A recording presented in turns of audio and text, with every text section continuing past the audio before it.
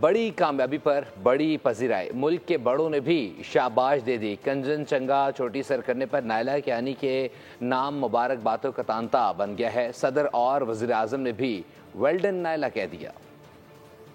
میں ایک ماؤنٹینئر ہوں اور میں حال ہی میں نے پاکستان کی 8,000 سے اوپر جو چوٹیاں ہیں وہ سر کی ہیں، اس میں K2، گاشربم 1 اور گاشربم 2 شامل ہے۔